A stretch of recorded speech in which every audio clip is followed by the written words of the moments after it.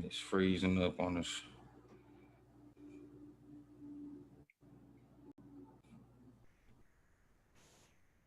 Ain't it funny how when something is supposed to be ready, it freezes up. So, hey, if welcome everybody to Book Talk Live. Y'all know what time it is. It is a little bit after 3 o'clock Central Standard Time. So, for those of you who are tuning in with us live, we definitely appreciate you. For those of you who are just jumping in or catching the replay, then I promise you today is one of the episodes of Book Talk Live that you do not want to miss. Today I have a great friend with me. He is recently a published author as recent as yesterday. Multiple time best-selling author already, multiple categories. He's already number one, leading the way as he jumped out the gates. Very very big, but even before that, he's made some major moves and is still doing some major things outside of book writing. So I want to introduce y'all to Mr. Reggie Rusk. How you doing today, brother? I'm doing good. How you doing? I'm still riding that wave and that high from yesterday, but I'm doing really good. There you go. Hey, I'm right there with you, man. I was there to witness the event and saw how powerful it was. A lot of people didn't necessarily get a chance to. A lot of people were present, and it was for it to be a virtual launch. That was beyond powerful, man. So let's jump into you. Tell the people a little bit more about you, who you are, where you from, your background, and what you do. All right, I grew up in Texas City, Texas. Was fortunate enough to play college football at the University of Kentucky. Was then fortunate enough to be drafted in 1996 by the Tampa Bay Buccaneers. Got a chance to play 6 years in the NFL with three different teams: Tampa Bay Buccaneers, Seattle Seahawks, and the San Diego Chargers. After being injured, I was forced to figure out what my next life move was. And I've always been into entrepreneurship. So I started my own business, and then I got into, I did that for a little while, was a limousine service. And then I got into the sports business. I think that was an easy transition for me, getting into, the sports arena, just because that's what I've been doing since I was 9 years old. And so ever since then, I've been working with kids. I was one of those kids that could have easily slipped through the cracks and not got an opportunity, being that I had zero scholarship offers at the end of my senior year and forced me to go to junior college to start. So I made it a mission to help as many kids as I could get that opportunity and have a chance to go to college and do it for free, go to college for free with no debt after they're done by earning a scholarship. And along the way, the entrepreneurship thing was huge. That was one of my pillars. I want to make sure that kids understand that education is definitely important. Entrepreneurship, branding themselves with the character and community service. So I've been doing that for the past 15 years or so. And now just making another transition in life. There you go, man. That's huge. That is huge. I mean, from not being recruited to going to college, on a full athletic scholarship, and like you said, for free 99. Because I know a lot of us made we went, but not necessarily walked away debt free. Yeah. And then took it to the NFL, three teams, 6 years. So you outlasted the average and have a heart for kids. So came back and started teaching them how to do the exact same thing. right? At least get them to college, get that education. Now, I know that most people don't notice, but when you say you help kids, um, you want to put a few numbers on it to let people know the magnitude of the impact that you've already had and are going to continue to have as the years go on? Yes, sir. Well, me and some of my partners in total, you're looking at around $400 million worth of free money that have been earned through scholarships. I have a network of like-minded individuals that I am partnered with as far as coaches that have the same mindset as myself. And our mission and goal in life is to give back to the kids that, like me, growing up, I was in a single parent household, so I didn't have that father figure. So a lot of times for us, coaches tend to be that father figure in our lives that really spearhead, us into wanting to develop into something. So me and like I said, my team, we are, passionate about giving back and helping young men and women become what they were intended to become, and that's important to us. Um, if those men wouldn't come into my life when they did, who knows? I know I probably would have been successful, but maybe not in the arena that I was successful in. So, God works His miracles, and He gave me the opportunity. He gave me the platform to play in the NFL. I didn't make millions of dollars, but I think He gave me the platform, and that was my calling, Yeah. because when people see that you play in the NFL, you have a little bit of credibility behind you. So people are willing to listen. And I have that platform, and I took that opportunity to use it and make sure that, I'm going to help as many kids as I can. And it's a blueprint. I really believe that it's a blueprint, and all of them won't make it to the NFL, and that's fine. But all of them can be successful. All of them can, one day own their own business, There you go. be top selling authors.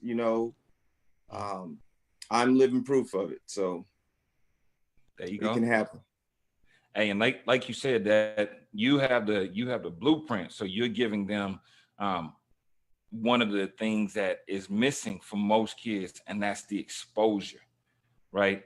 That exposure piece is huge because a lot of people come back and they say, well, I'm gonna do this for kids, and then you look and you dig deeper, and you actually start to see, wait a minute, you're not doing this for the kids, you're doing it for those behind the scenes things that are happening. But I know just from being around you that you have that definite passion for kids. So tell us a little bit about your book, because I know people want to know, what's going on. He's an author.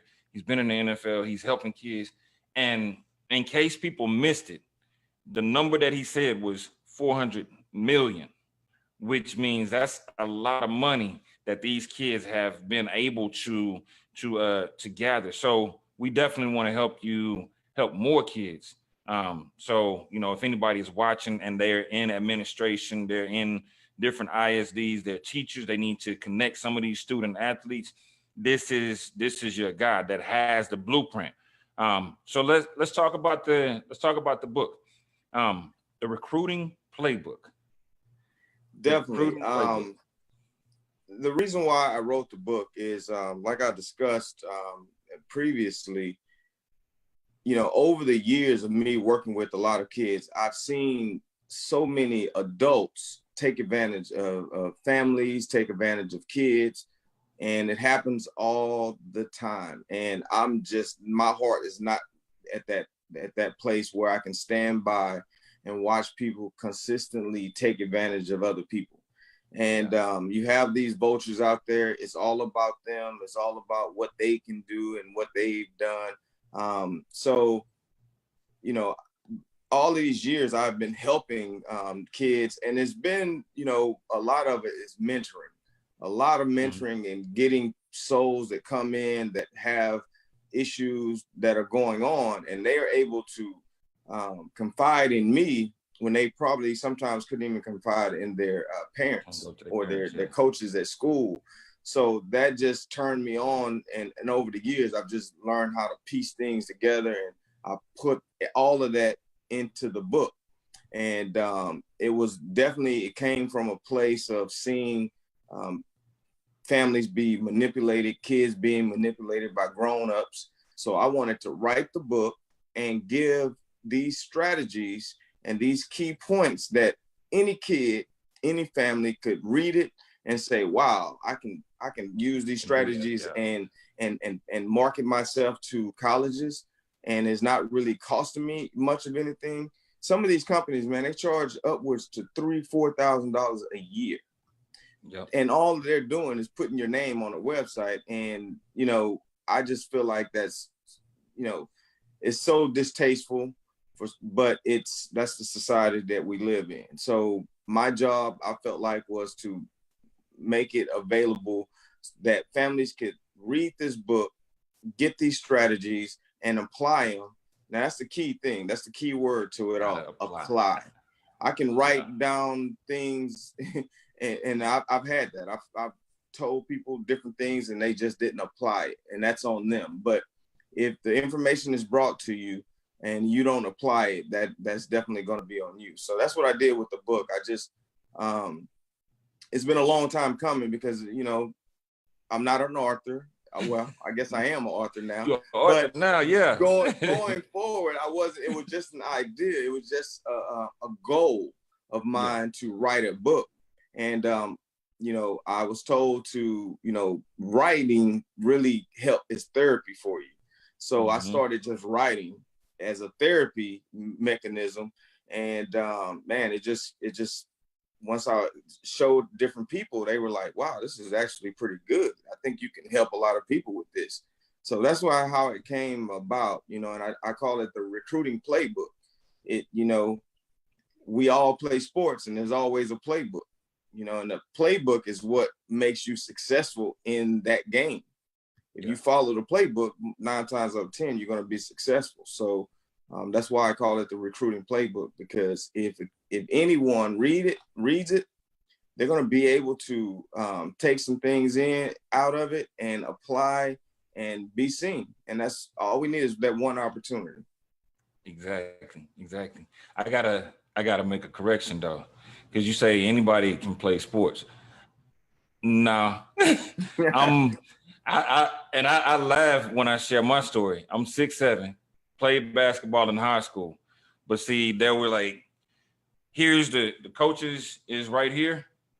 There's all the players. There's the water boy right here, and I was like somewhere down there. So hey, I didn't say you have to be great at it. I said everybody can play. You know what I mean? Like, that's the reality of it. But, the one thing that I feel about sports is sports brings people from different backgrounds together. What other,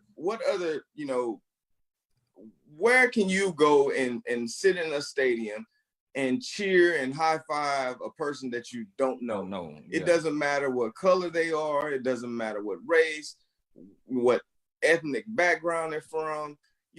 You're supporting your team, right? So, that's what I love about sports, and that's why I wanted to stay around it, because, it just makes you feel good, and you don't see color or none of that stuff. So.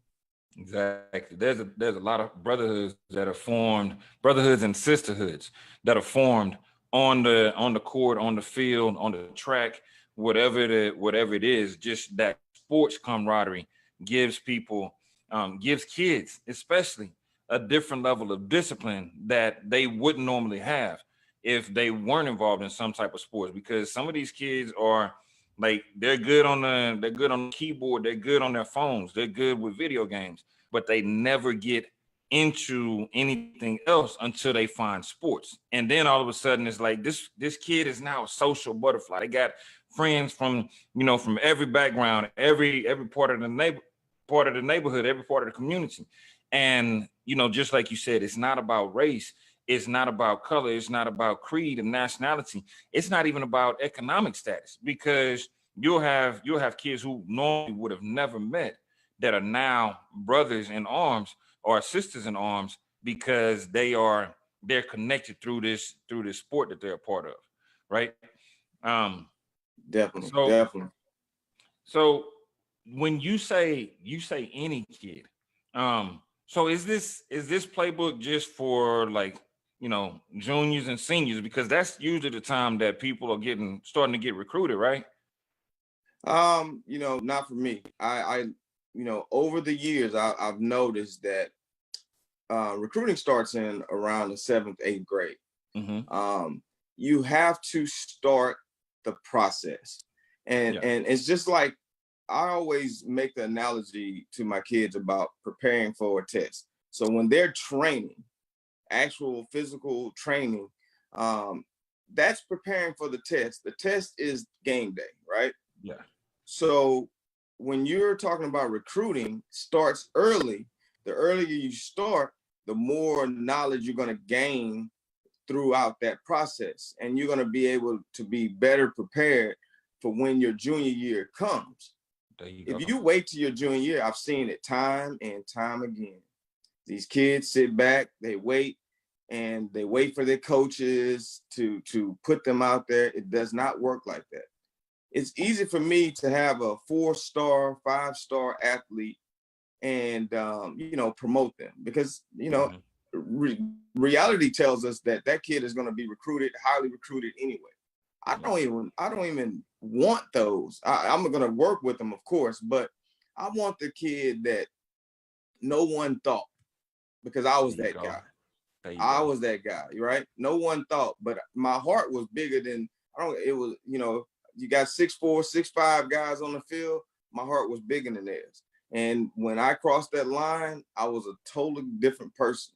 And I want to make sure the kids understand that. Don't let your size, your speed, your height, your strength. Don't let any of those be You got to throw a height in there again. crutch, huh? You got to Can't throw let height in them there again. enhance, huh? I said you got to throw height in there again. Oh Really? yeah. Hey, but I mean, reality tells us, like, if a kid's 6'5", guess what he's gonna do? He Wow. thinks he thinks that everybody wants him because he's 6'5". Mm-hmm. If you're 5'9", 5'10", the kid, most of them think that no one wants them because they're not tall enough. If you Yeah. erase that out of the mindset, hey, it's about how much work you put in, where you want to be, and how much work you're going to put in. At the end of the day, that's what it all is about. And I always give them examples. Muggsy Bowles, 5'8". 5'5". Spud Webb, 5'7". You think about Spud Webb winning the NBA dunk contest. If he would have listened to most of the naysayers telling him, man, you're too short. You never make the NBA. Not only Mm-hmm. did he make it to the NBA, he won the dunk contest. That's Yep. incredible, right? Like, someone that short, and I'm sure that people told him that he would never make it. Because he was too small. So he was Yeah. too small. So I always give them examples of people who were probably told that they would never make it. And it's up to you and your mindset and your work ethic. That's what's going to push you forward.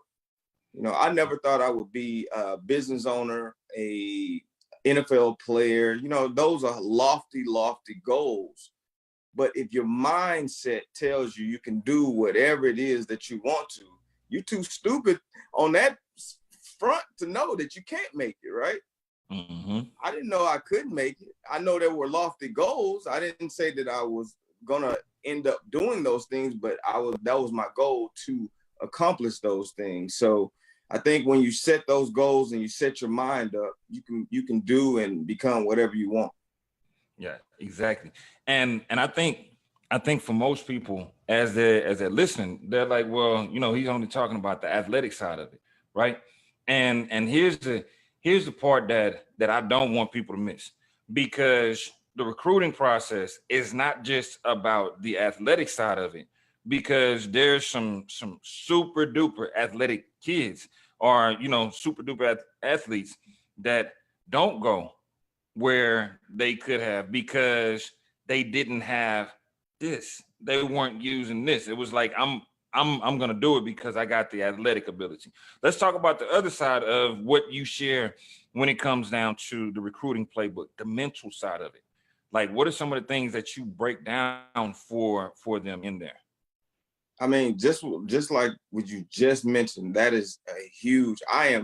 When I say educational literacy, it's not just talking about education in a book. Yeah. It's talking about the 90% of this and the 10% of the physical.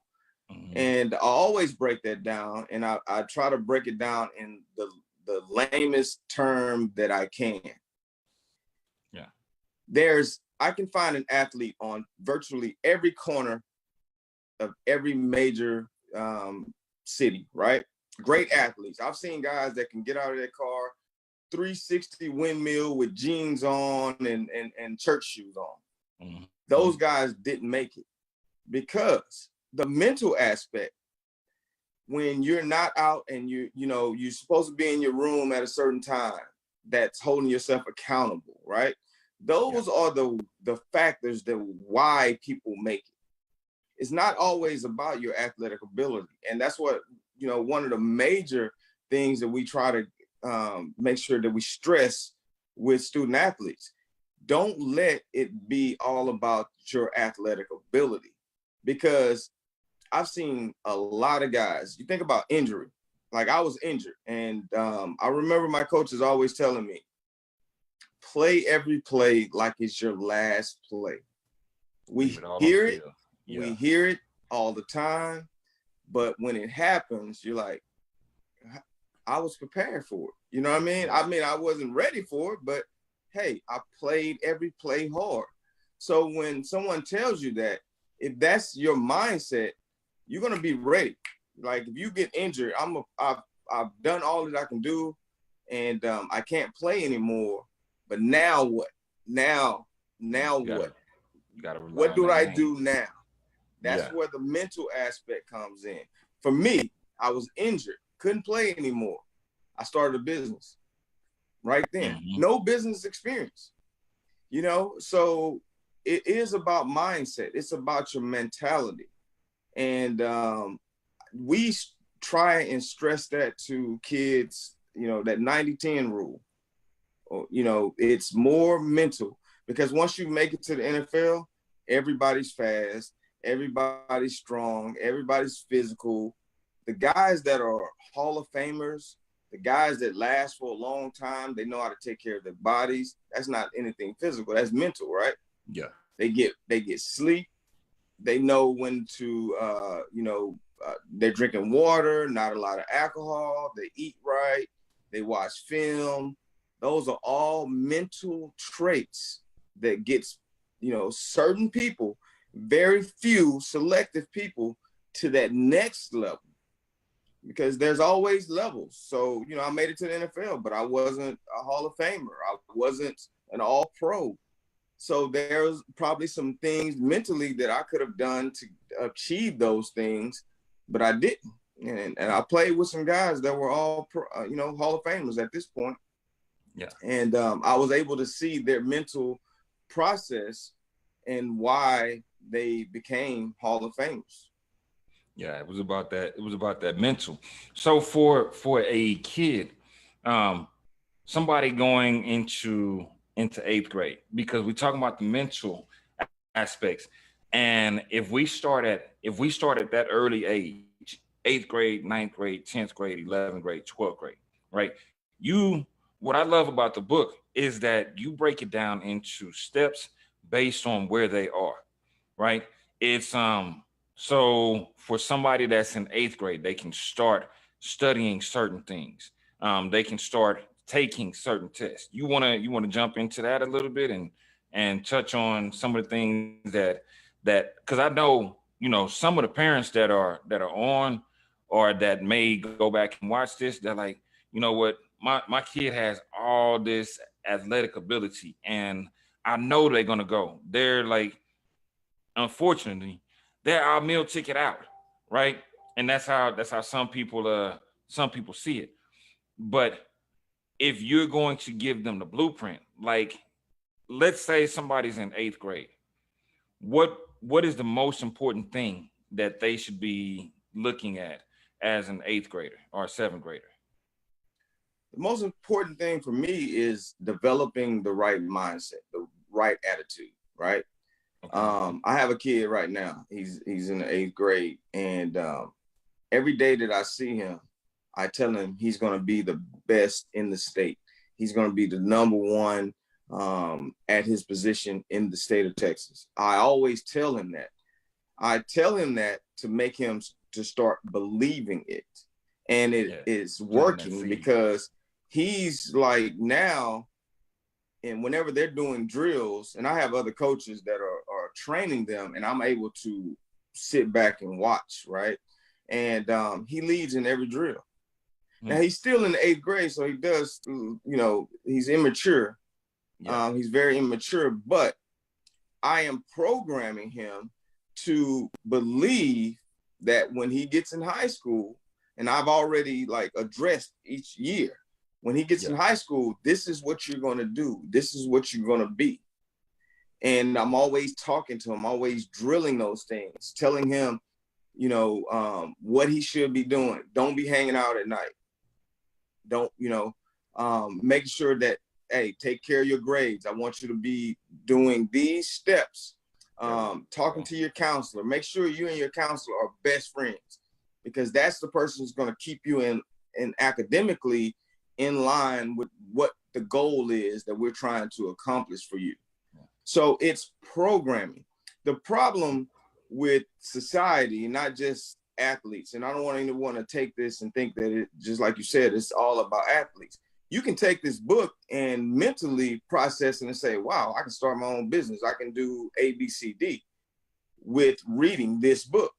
There you go. And that's how I feel about it. So instead of programming them based off what they hear on TV and music, because music to me, when people can say it, it doesn't affect you, it does affect you.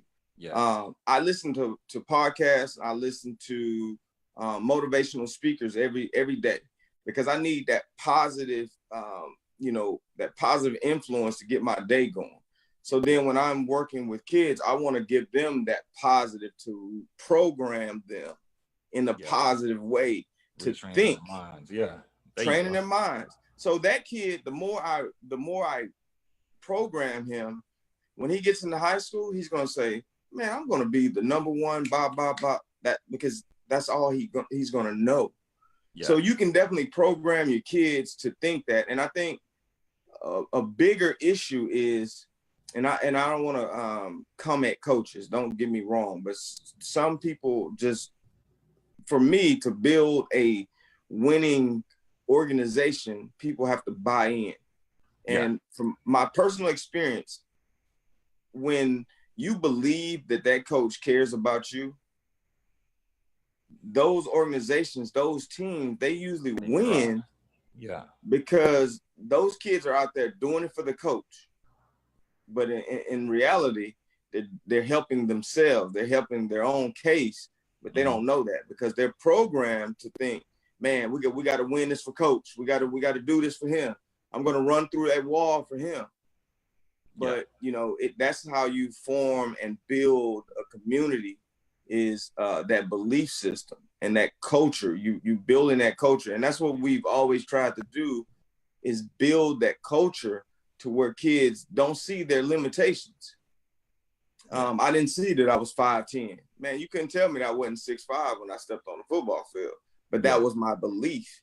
And that's what made me successful on the field, So that's kind of how the approach is when you're working with athletes. It's building a culture that's mentally and physically demanding, or where the kids can see that these things are going to help me progress in life, not just on the field or the basketball court. Set those expectations. And you touched on something that's major. You said for coaches, it's not all about them. And there's a quote that I love. I forget the author of the quote, but it says, people don't care how much you know until they know how much you care. Right. And that's how so many kids are, because you can have a doctorate degree, you can have, all the information in the world on a particular subject. But if you walk into that room with this, I'm so and so, that kid is gonna look at you and say, you just like everybody else.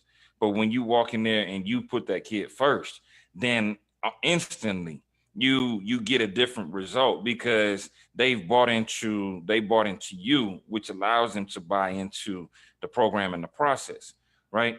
Um, so let's touch on a few more things, because I definitely want people to understand how important this book is. When I say I vouch for the contents of the book, like I actually looked through it, and he's talking the recruiting process, not only the athletic ability that's required, not only the mental, training your mind, but also those simple steps. What your grades need to look like, the different places that you can put your scouting information, the ways to get the video done, the importance of the SAT and the ACT when it comes down to a kid's future.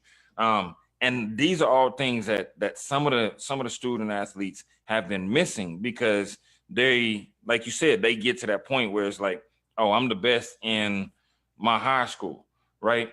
And it's like, yeah, your high school isn't the world, though. You competing internationally now. We're no longer in the times where a coach can show up to a game and it's like, oh, I like the way that kid played. Now it's, you have YouTube where kids are, there's the 7-year-old kid, his dad's been training him, and he's out there doing footwork drills. He's out there moving the pads. He's out there pushing the tires.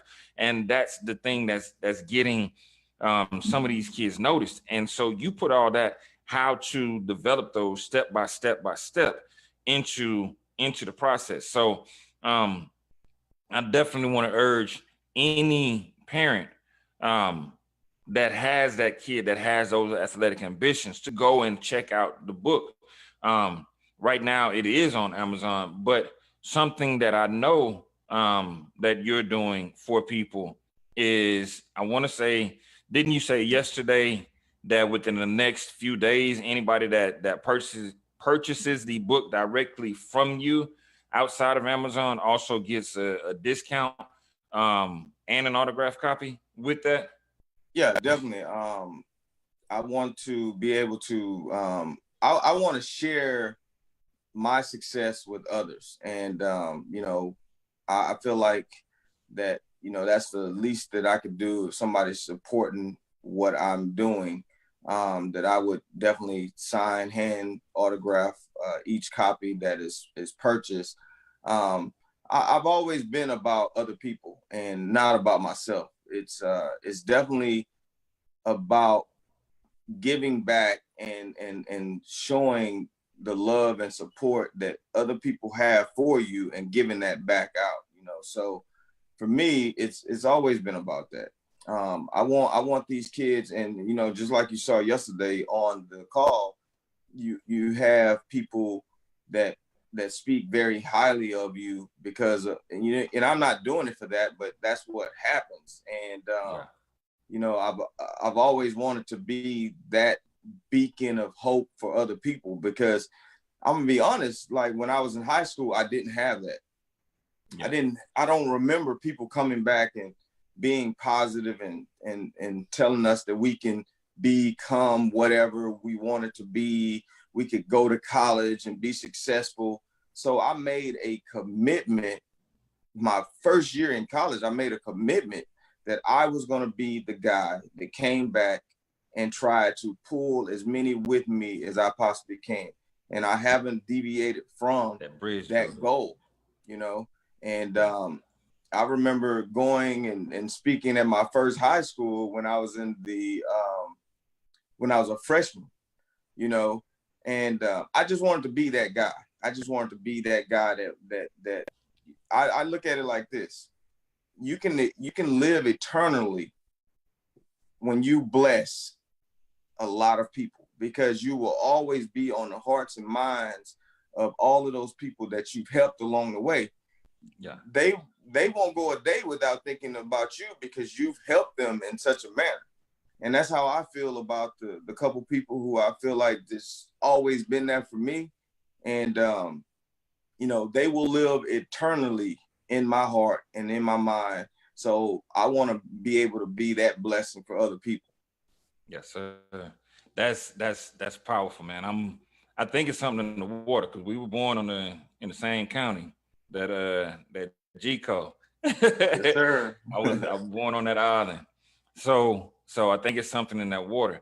And what you mentioned is so powerful, man, because like for me, I see a lot of people that they have these accolades and it's like I did this, I did that. And for me it was I grew up watching somebody, my sister, who did all those things that you're talking about.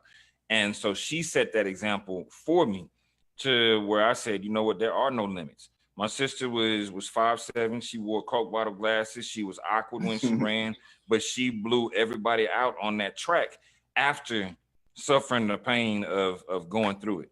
And so for me, I grew up right down the street in Houston. You know, I didn't grow up in Galveston. Most of my cousins were, but I was in Houston, and I saw a lot of kids that went down that opposite path of, well, you know, there's the dope dealers right down the street. They making quick money. I'm gonna make that quick money, and ended up going to prison or going, you know, some lost their life, some went to prison. And my mindset was always, I got to get to college. I got to get out of here because I have to show the ones that are coming behind me how it's done and show them that there's, you know, break that chain of of that poverty mindset. Right. So I highly respect the fact that you are being that bridge for so many others because, like you said, you want that legacy that lives on beyond. Some people say what, you know, what our haters say about us. And I'm like, I ain't worried about what the haters say. They're gonna talk anyway. I'm worried about the ones who are coming behind me that see the roadmap and see that blueprint that it is possible to go from this neighborhood or from this, you know, economic status to doing whatever it is that you want to. So I highly salute you for doing that, man. And like you said, I know that your legacy will live on because I was witness to it yesterday as we were launching. And you know, the people, you know, thank you for what you've done for my kids. Thank you for what you've done in my life.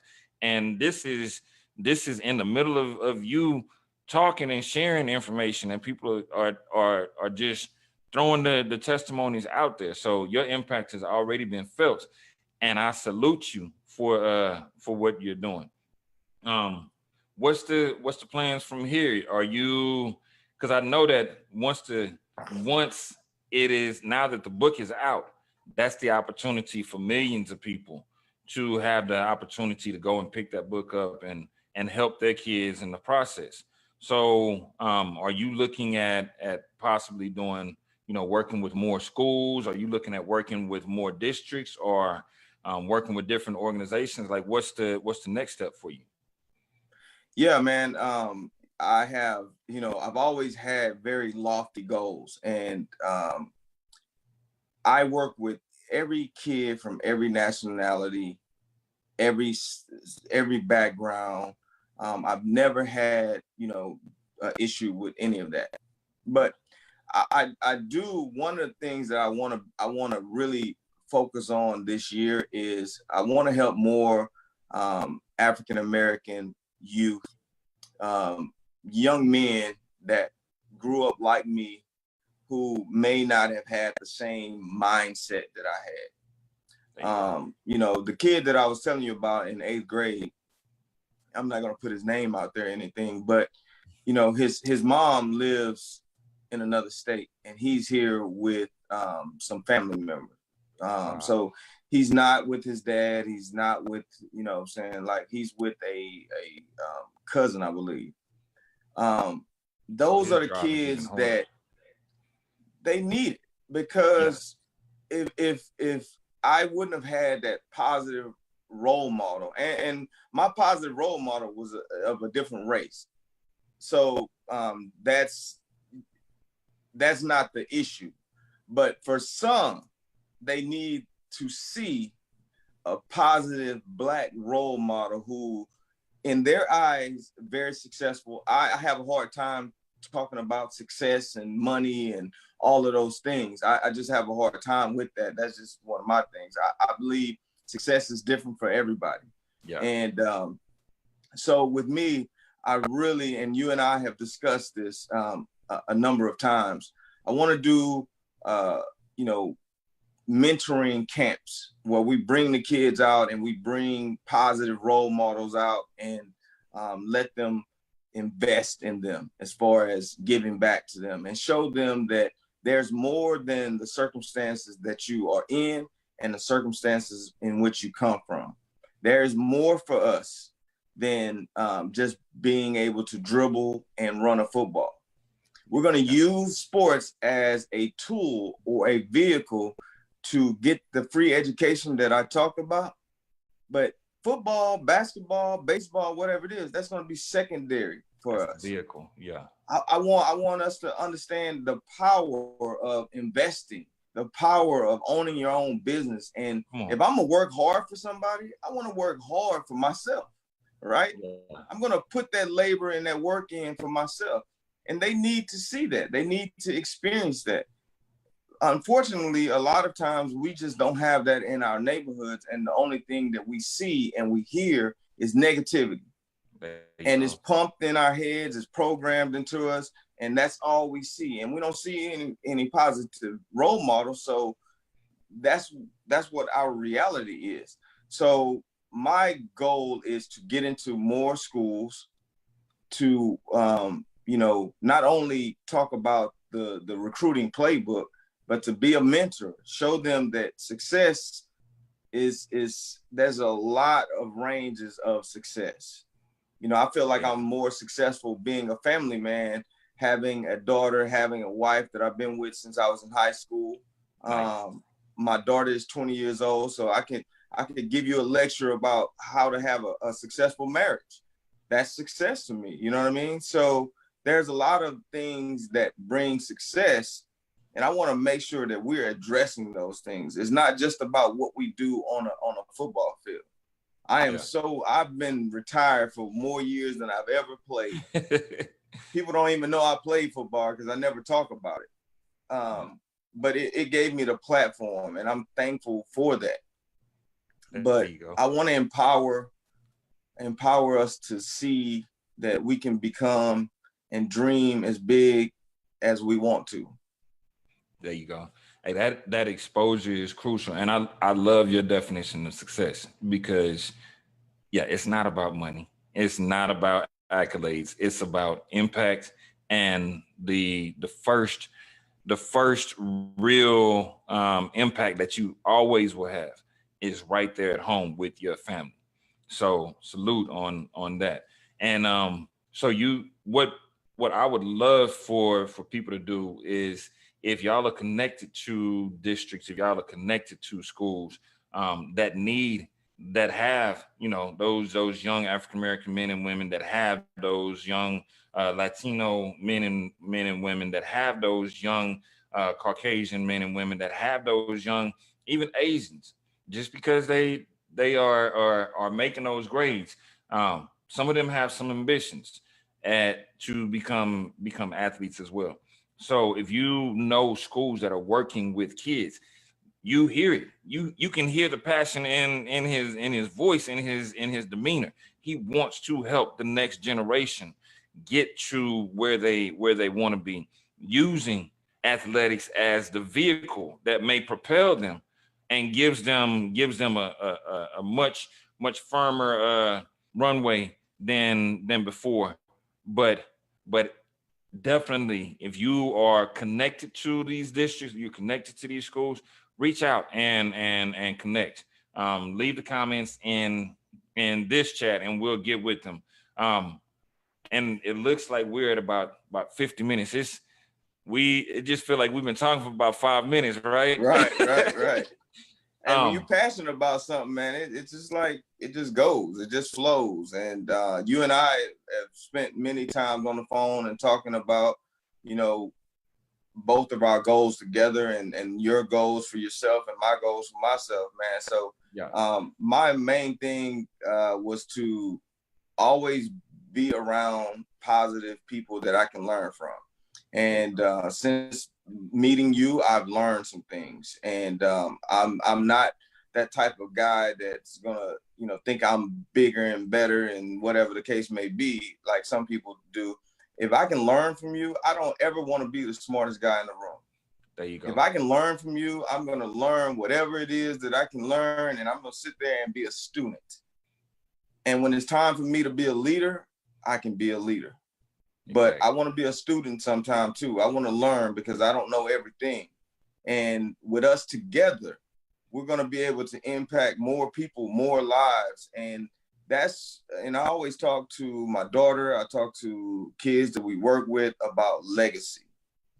Now, in the sports realm, I've left a legacy because you know, at my high school, I was, you know, I've done a lot of great things athletically. In my colleges, every college, I've left a legacy. But the biggest impact is just like we talked about on that call, where I'm being invited to weddings of kids that I've, you know, trained. Talk about it. They're calling me and we're having lunch, and they're telling me about, you know, what they're doing in their lives and their careers. And that's legacy. That's something that will live forever. You always impacted these people.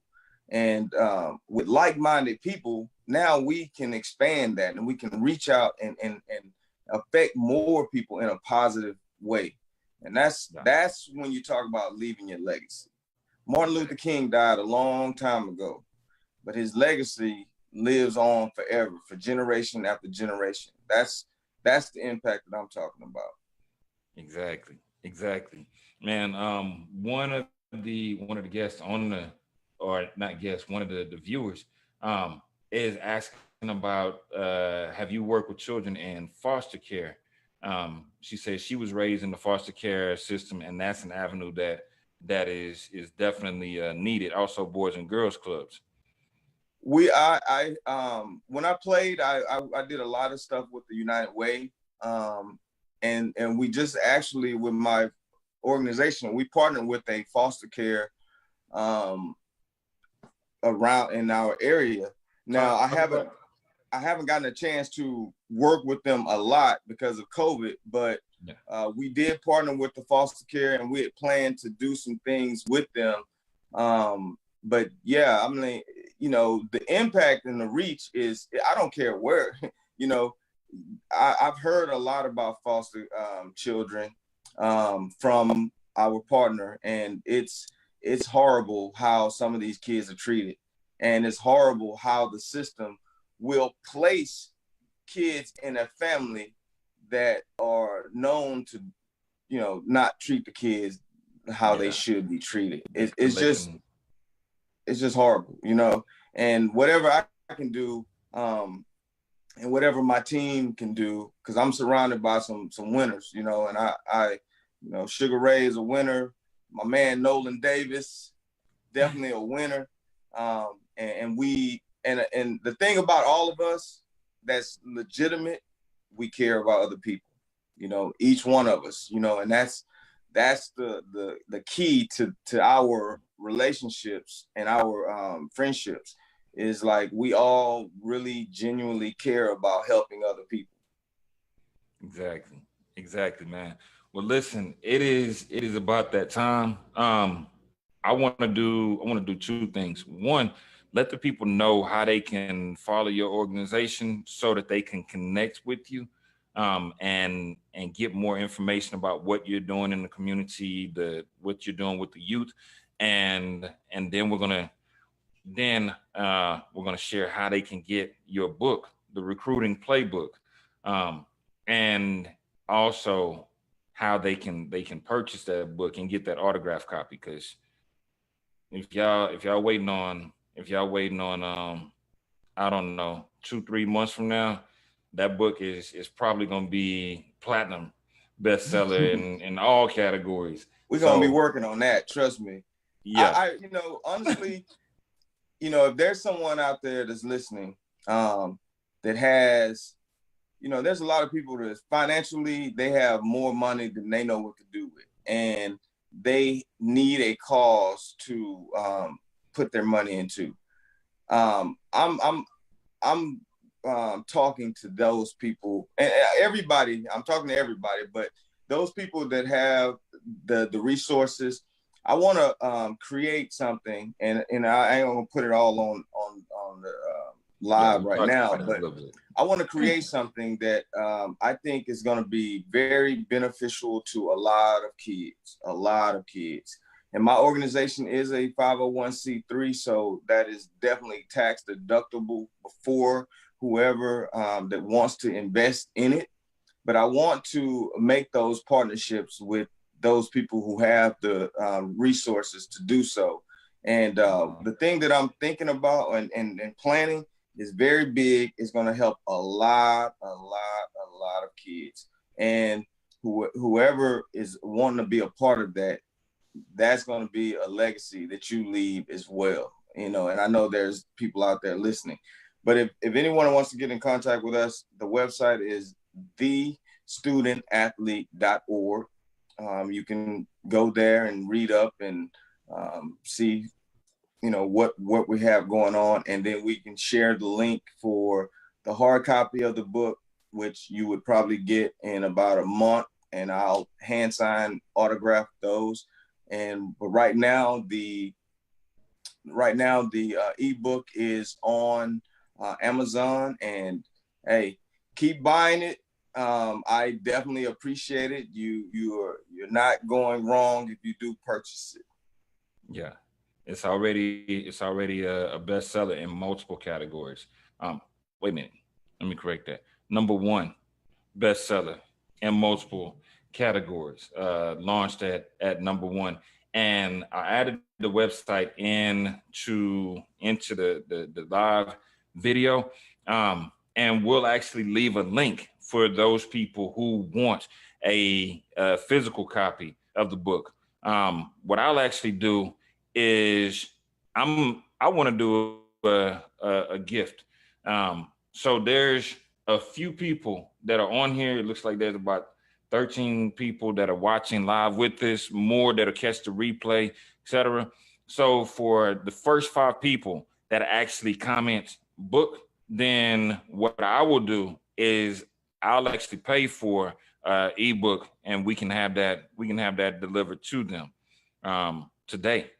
So that's the first thing. So while we're waiting on them to leave that comment book, if you want a copy of the book, then go ahead and leave that comment in there. You'll have that ebook in your inbox probably in the next, what time is it now? It's almost 4 o'clock Central Standard Time.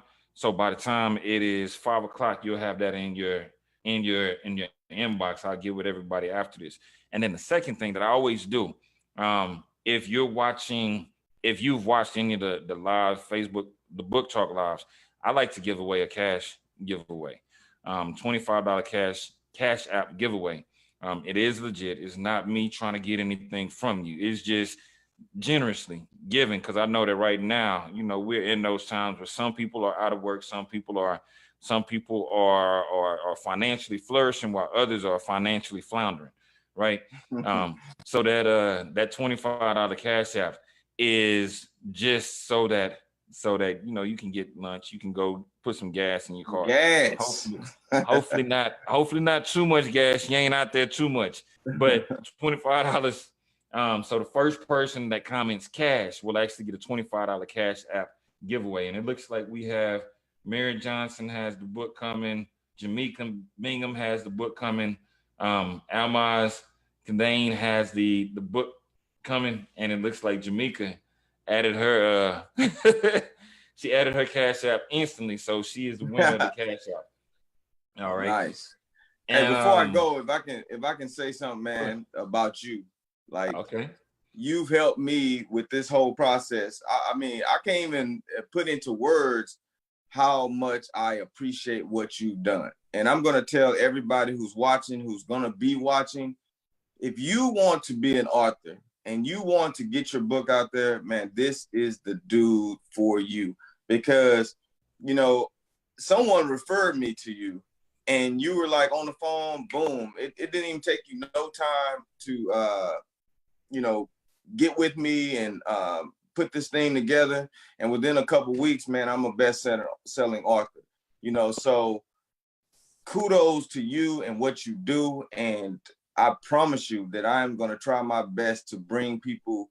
I've actually turned a couple people into, you know, program them or trying to program them to write a book because of you. And I want to say thank you. I appreciate you and all the success that the book does.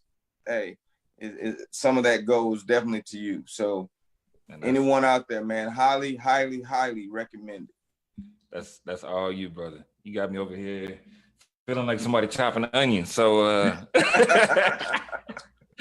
yeah. So with that, man, I definitely appreciate it. But this weekend is all about you making sure that we continue to boost your career as a published author, as a best-selling author, a #1 best-selling author, and that we can continue that legacy and impact. I love what you're doing, brother.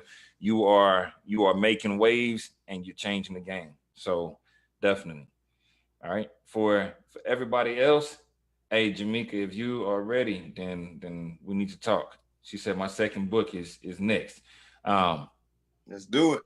Carolyn, don't be calling me out on the live talking about I'm about to cry. Ain't nobody about to cry.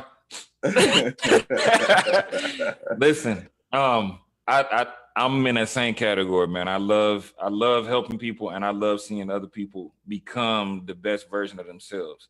So that's what this is all about. But once again, want to thank everybody that did tune in. Hopefully y'all had a pen and paper, got some gems, and connect with Mr. Reggie Rusk and his organization. He's doing amazing things. He's doing amazing things in the community. He's doing amazing things across the nation, and he will soon be doing some amazing things, partnering with different schools, different organizations. So make sure that you all are connecting with Mr. Reggie Rusk, man. Congratulations, salute, and